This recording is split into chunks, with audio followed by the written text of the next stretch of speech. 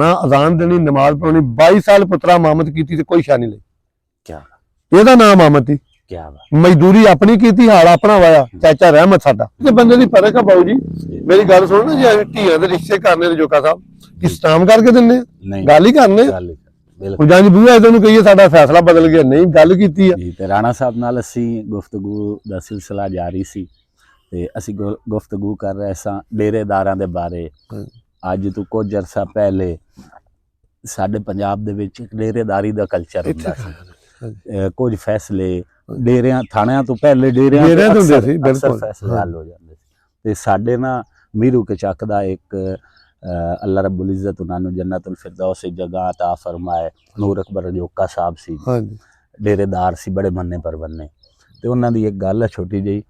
कि दो फरीकां आईयां होईयां सी उन्हां दे राणा साहब डेरे ते उन्हें ना आया डेरे ते आके बह के अपने मंजे ते ना ते कहंदा है मारका ओ हुक्का ते फदया ਉਹ ਜਿਹੜਾ ਦੋਨਾਂ ਅਫਰੀਕਾ ਚੋਂ ਝੂਠਾ ਸੀ ਨਾ ਉਹ ਅਗੇਰੇ ਹੋਇਆ ਤੇ ਭੱਜ ਕੇ ਹੁੱਕਾ ਫੱਦ ਕੇ ਲਿਆ ਕੇ ਉਹਦੇ ਅੱਗੇ ਰੱਖਿਆ ਕਿ ਡੇਰੇਦਾਰ ਜਿਹੜਾ ਹੈ ਵੇ ਨਾ ਇਹਦਾ ਮੇਰੇ ਲਈ ਦਿਲ ਨਰਮ ਹੋਏਗਾ ਫੈਸਲਾ ਮੇਰੇ ਹੱਕ 'ਚ ਹੋ ਜਾਏਗਾ ਮੇਰੇ ਹੱਕ 'ਚ ਹੋ ਜਾਏ ਤੇ ਉਹ ਯਾਈ ਉਸ ਦੇ ਹੁੱਕਾ ਰੱਖਿਆ ਉਹਦੇ ਅੱਗੇ ਤੇ ਉਹ ਕਹਿੰਦਾ ਮਾਰਕਾ ਆਏ ਝੂਠਾ ਜੇ ਬਗੈਰ ਕਿਸੇ ਗੱਲ ਸੁਣੇ ਤੇ ਵਾਕਿਆ ਜਨਾਬ ਸਾਡੇ ਪੰਜਾਬ 'ਚ लोग इदां दे दना सी। देखो जी जेड़ा डेरेदार बंदा ना जी रजोका साहब उत्थे मेरा भी एक भरा रहिंदा यूसुफ रजोका मैं अगे डेरेदार बंदा मुनाफिक ना होवे जानी ना होवे शराबी ना होवे जुएबाज ना होवे बगैरत ना होवे जी मैं कसम खा के मैं तहरीर लिख दिना उन्होंने डेरे वड़दे बंदे दा पता लगेगा झूठा केड़ा सच्चा केड़ा जमीर ना वेचदा होवे डेरेदार प्यो दादे वाला चंगी मां दा शीर पीता होवे चंगे तुखम दा होवे जी। एक बंदे ने एक दिन गल कीती भी राजपूत मैं कहा यार जेड़ा गल तो बदल राजपूत कहंदे नहीं जी मैं कहा जरा गल तो बदल जाए पुश्तां फॉलो तीसरी चौथी पुश्त जाके नस्ल की नितर आएगी हुण तो सारे राणे ने राजपूत बहुत घट ने पुत्रा राजपूत या गल तो बदल जे गल तो बदलना राजपूत कौन कहंदा गल करके गल तो रहना तो राजपूत ही है जी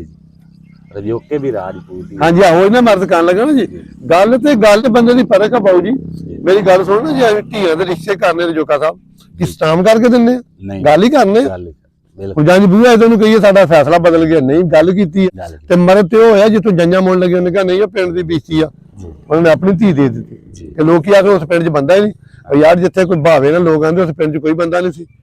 सदियां बाद मां पुत पैदा करदी यार दियार इश्क में अपना मकाम पैदा कर मेरी जान देखो ना पर ताज मुस्तफा वा तू मेरा पुत्र आ जेड़ा रजोकिया मां दे ढिड दा वेला वेला मैं कई दफा कह चुका बदमाश मां दे ढिड दा दलेर मां दे ढिड दा मर्द मां दे ढिड दा चौधरी मां दे ढिड दा बेदार मां दे ढिड दा जिहने दुध भुखा पीता है नहीं नहीं है दोनों की परवाज़ एक ही फजा में शही का जहां और कारगस का जहां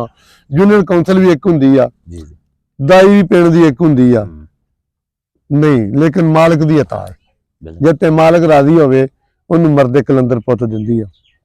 जिहदी कोई पहचान हो जो इंसान का पुत्र हो। देखो तुसी जुल्म नाल लड़ नहीं सकते नफरत ही करो पिछे हो जाओ पुत्रा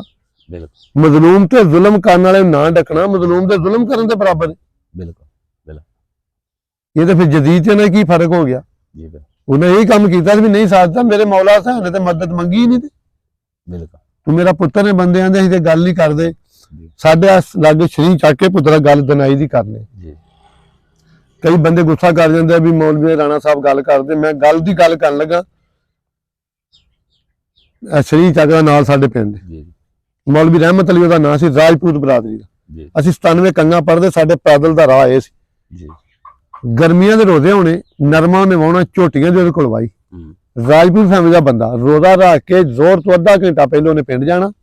जगा साहब जाके नहाना अजान देनी नमाज पढ़नी 22 साल पुत्रा मामद की ते कोई शा नहीं लई ਇਹਦਾ ਨਾਮ ਮਾਮਦ ਸੀ ਮਜ਼ਦੂਰੀ ਆਪਣੀ ਕੀਤੀ ਹਾਲ ਆਪਣਾ ਵਾਇਆ ਚਾਚਾ ਰਹਿਮਤ ਸਾਡਾ ਰਾਜਪੂਤ ਦਾ ਕੌਣ ਆਂਦਾ ਕਿਹੜੀ ਕੌਮ 'ਚ ਬੰਦਾ ਨੇਕ ਨਹੀਂ ਹੋਇਆ ਮੇਰੇ ਨਾਲ ਦਾ ਪਿੰਡ ਆ ਜਾਓ ਜਿਹਨੂੰ ਸ਼ੱਕ ਹੋਵੇ ਮੈਂ ਕਢਾ ਦੇਣਾ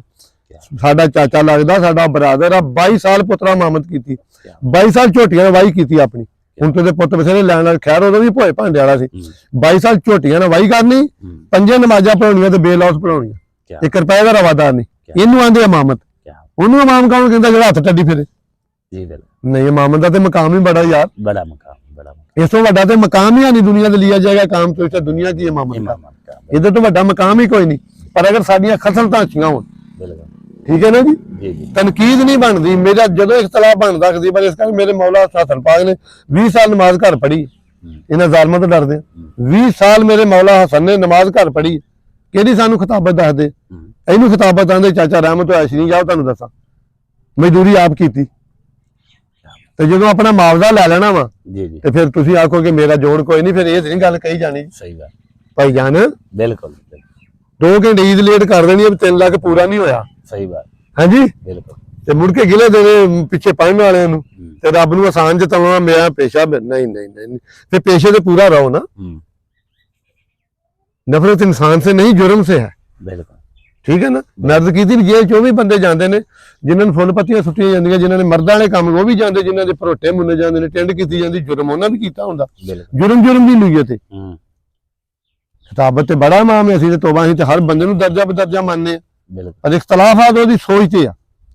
ਉਹਦੀ ਘਟੀਆ ਸੋਚ ਤੇ ਇਖਤਲਾਫ बिल्कुल ਠੀਕ ਹੈ ਨਾ बिल्कुल ਕਿਉਂਕਿ ਸਾਡਾ ਤੇ ਸਾਨੂੰ ਤੇ ਇਹ ਫਰਮਾਨ ਹੈ ਕਿ ਮਸਜਿਦ ਸਿਮਰਨ ਦੀ ਬੋਰੀ ਉਦੋਂ ਜੋ ਤੁਹਾਡੇ ਮਹੱਲੇ ਕੋ ਭੁੱਖਾ ਨਾ ਹੋਵੇ क्या बात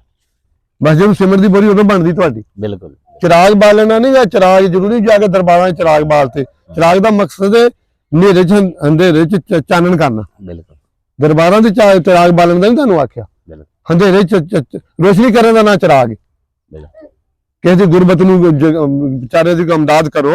ਉਹਦੀ ਕੋ ਸਪੋਰਟ ਕਰੋ ਖੁਦਾ ਦੀ ਕਸਮ ਇਸ ਤੋਂ ਵੱਡਾ ਹਜ ਕੋਈ ਨਹੀਂ ਇਸ ਤੋਂ ਵੱਡੀ ਨਮਾਜ਼ ਕੋਈ ਨਹੀਂ बिल्कुल ਮੈਂ ਅੱਗੇ ਵੀ ਇੱਕ ਦੀ ਗੱਲ ਦੱਸੀ ਕਿ ਇੱਕ ਆਦਮੀ ਨਬੀ ਪਾਕ ਸੱਲੱਲਾਹੁ ਅਲੈहि ਵਸੱਲਮ ਦੀ ਖਿਦਮਤ 'ਚ ਹਾਜ਼ਰ ਹੋਇਆ ਯਾ ਰਸੂਲ ਅੱਲਾਹ ਮੇਰਾ ਬੱਚਾ ਬਿਮਾਰ ਹੈ जी ਸਰਕਾਰ ਨੇ ਫਰਮਾਇਆ ਵੀ ਸਦਕਾ ਦੇਣਾ ਸੀ ਯਾ ਰਸੂਲ ਅੱਲਾਹ ਸੱਲੱਲਾਹੁ ਅਲੈहि ਵਸੱਲਮ ਸਦਕਾ ਦਿੱਤਾ ਕਬੂਲ ਨਹੀਂ ਹੋਇਆ ਸਰਕਾਰ ਨੇ ਫਰਮਾਇਆ ਸਵੇਰ ਬੰਦੇ ਮੱਥੇ ਲੱਗੇ ਉਹਨੂੰ ਦੇ ਛੱਡਿਆ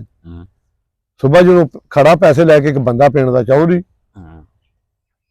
ਉਹ ਜੋ ਗਿਆ ਚਿੱਟੇ ਕੱਪੜੇ ਪਾਏ ਬੁੱਕਲ ਮਾਰੀ ਉਹਨੇ ਕਿਹਾ ਹੁਕਮ ਨਬੀ ਪਾਕ ਸੱਲੱਲਾਹੁ ਅਲੈहि ਵਸੱਲਮ ਦਾ ਹੈ ਤੇ ਮੇਰੇ ਪਿੰਡ ਦਾ ਚੌਧਰੀ ਹੈ ਪਰ ਸਰਕਾਰ ਦਾ ਹੁਕਮ ਸੀ ਉਹਨੇ ਉਹਦੀ ਮੁੱਠੀ ਪੈਸੇ ਦੇ ਦਿੱਤੇ ਬੰਦਾ ਵਾਪਸ ਟੁਰ ਗਿਆ ਸ਼ਾਮ ਨੂੰ ਅਸਰ ਵੇਲੇ ਗਿਆ ਸਾਹਬਾਂ ਨੇ ਅਰਜ਼ ਕੀਤੀ ਯਾ ਰਸੂਲ ਅੱਲਾਹ ਸੱਲੱਲਾਹੁ ਮੇਰਾ ਬੇਟਾ ਠੀਕ ਹੋ ਗਿਆ ਸਰਕਾਰ ਫਰਮਾਇਆ ਬੇਟਾ ਤੇਰਾ ਸਦਕਾ ਕਬੂਲ ਹੋ ਗਿਆ ਯਾ ਰਸੂਲ ਅੱਲਾਹ ਸੱਲੱਲਾਹੁ ਮੈਂ ਯਾਹ ਚਾਹਨਾ ਸਰਕਾਰ ਨੇ ਫਰਮਾਇਆ ਬੰਦੇ ਉੱਠ ਲੈਂਦੇ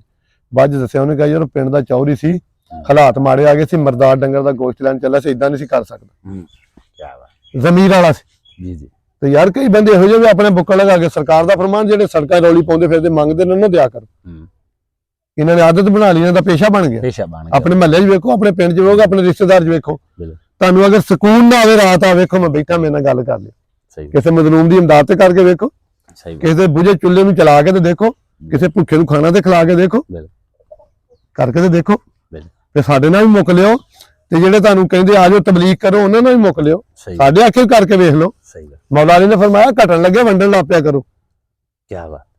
ਮਿਹਨਤ ਵਿੱਚ ਰਿਜ਼ਕ ਹੁੰਦਾ ਮਜ਼ਦੂਰ ਕਦੀ ਭੁੱਖਾ ਨਾ ਮਾਰਦਾ ਖੋਤਾ ਸਾਰਾ ਦੇ ਰੂੜ ਵਾਹੁੰਦਾ ਮੁੜ ਕੇ ਰੂੜੀਆਂ ਚੁਗਦਾ ਵੇਲਾ ਸਰਦਾਰ ਘੋੜੀਆਂ ਤੇ ਵੱਜੇ ਨੇ ਖੁੱਡੀਆਂ ਤੇ बिल्कुल ਇਹ ਮਾਲਕ ਦੀ ਤਾਂ ਆ ਗਈ ਆ बिल्कुल ਜ਼ਮੀਨ ਨੂੰ ਮੌਲਾ ਅਲੀ ਸਰਕਾਰ ਨੇ ਫਰਮਾਇਆ ਖੁਦ ਹੀ ਪੱਥਰ ਨਿਕਲਦਾ ਮਿੱਟੀ ਨਿਕਲਦੀ ਹੈ ਰਿਜ਼ਕ ਮੈਂ ਤੇਰੀ ਸਖਾਵਤ ਰੱਖਦਾ ਵੰਡਿਆ ਕਰੋ बिल्कुल ਮਜ਼ਲੂਮ ਦੇ ਕੰਮ ਆਓ ਕਿ ਦੇ ਅਥਰੂ ਪੂੰਝਿਆ ਕਰੋ ਯਾਰ ਤੇ ਵੇਖਿਓ ਰਾਹਤ ਕਿੱਦਾਂ ਮਿਲਦੀ ਆ ਸਕੂਨ ਕਿੱਦਾਂ ਮਿਲਦਾ ਨਮਾਜ਼ ਦਾ ਹੁਕਮ ਹੈ ਲੇਕਿਨ ਨਾਲ ਇਨਸਾਨੀਅਤ ਦਾ ਪਹਿਲਾ ਹੁਕਮ ਹੈ ਜਦ ਤੱਕ ਤੁਹਾਡੀ ਇਨਸਾਨੀਅਤ ਨਹੀਂ ਨਾ ਜੀ क्योंकि अलामा साहब ने कहा ना इंसानियत को जरा बेदार होने दो फिर सब करेंगे मेरे हैं फैन मेरे मैं तुहानू ये कहना कि इंसानियत की कदर करो ते धीआं भैणां अगे मेरी अर्ज आ कि मेरियां धीआं जे बेटा फैसला मैं रोज ही तुहानू ये गल कहना फैसला सोच समझ के करो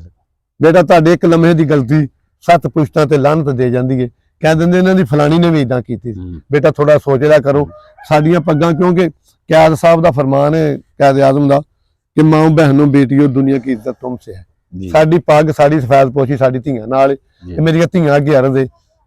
बेटा मोहब्बत करना गुनाह नहीं पर कुछ असूल होंदे ये देख लिया करो कि मेरे वालदैन दी इज्जत नहीं पमाल हुंदी मेरे एक लम्हे दी गलती मेरे वालदैन नूं जीरो ते नहीं करदी मेरा वालद अंदर जाके नहीं मरदे ते जेहड़ियां मूंह दौर घोड़ियां होण ना उन्हां दी लत्तां टुट जांदियां हुंदियां ते मूंह दौर औलाद नूं भाग कदी नहीं लगे ते मेरी गल याद रख लिओ मां दी बददुआ घट लगदी है प्यो दी बददुआ मुड़दी नहीं क्योंकि प्यो बददुआ बहुत घट दिंदा ना सता करो वालदैन दा एहतराम करे कोई यही नमाज है मजलूम दा हक ना खाओ यतीम दे सिर ते हथ रखो मजलूम नूं खाना खाओ भुखे नूं खाना खिलाओ गरीब दे काम आओ गरीब दे दुख सुख नूं समझो यार इंसानियत दा ना दर्द दिल के वास्ते पैदा किया इंसान को ते पैदा इहदे वास्ते कीता यार